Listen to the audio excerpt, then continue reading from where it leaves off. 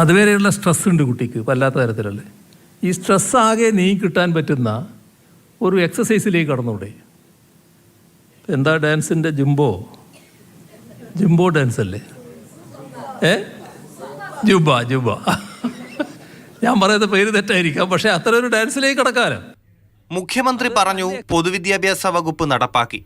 8ാം ക്ലാസ്സിലെ പുതിയ കലാവിദ്യാഭ്യാസം പാഠപുസ്തകത്തിൽ സൂംബ നൃത്തം SCERT ഉൾപ്പെടുത്തിയിട്ടുണ്ട്. 5 മേഖലകൾക്ക് നമ്മൾ വലിയ പ്രാധാന്യം കൊടുത്തിട്ടുണ്ട്.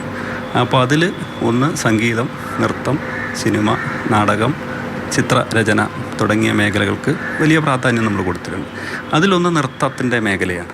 ഈ മേഖല നമ്മൾ പരിചയപ്പെടുത്തുമ്പോൾ അതൊരു അക്കാദമികമായിട്ടുള്ള പരിചയപ്പെടുത്തലും കൂടിയാണ്. അതിലൊന്നാണ് നമ്മുടെ സൂംബ എന്ന് പറയുന്ന നൃത്തരൂപം. സൂംബ നൃത്തം ക്ലാസ് തുടങ്ങും മുൻപ് വേണോ, ക്ലാസുകൾക്ക് ശേഷം വേണോ, ക്ലാസുകളുടെ ഇടവേളകളിൽ വേണോ എന്നുള്ള കാര്യങ്ങൾ ചർച്ചയിലാണ്. ലഹരിക്കെതിരെയുള്ള വളരെ നല്ലൊരു മൊഡ്യൂൾ നമ്മളിപ്പോൾ രൂപപ്പെടുത്തിക്കൊണ്ടിരിക്കുകയാണ്. അപ്പോൾ അതിൻ്റെ ഭാഗമായിട്ട് സ്കൂൾ തലങ്ങളിൽ എങ്ങനെയൊക്കെ വേണമെന്നുള്ളത് വിവിധ തലങ്ങളിൽ നമ്മൾ ആശയവിനിമയം നടത്തുന്നുണ്ട്. അപ്പോൾ ഒരുപാട് കുട്ടികളുള്ള വിദ്യാലയങ്ങളുണ്ടാവും, കുറച്ച് കുട്ടികളുള്ള വിദ്യാലയങ്ങളുണ്ടാവും. അപ്പോൾ അവിടേക്ക് അതിൻ്റെ പ്രായോഗികമായിട്ടുള്ള തലം കൂടി പരിശോധിച്ചിട്ടാണ് നമ്മളതിലേക്കൊരു പൊതുവിദ്യാഭ്യാസ വകുപ്പ് തന്നെ ഒരു തീരുമാനം എടുക്കാൻ പോകുന്നത്. കുട്ടികളുടെ മാനസിക ശാരീരിക ആരോഗ്യം മെച്ചപ്പെടുത്തലും അധ്യാപക വിദ്യാർത്ഥി സൗഹൃദ അന്തരീക്ഷം ലക്ഷ്യമിട്ടുമാണിത്.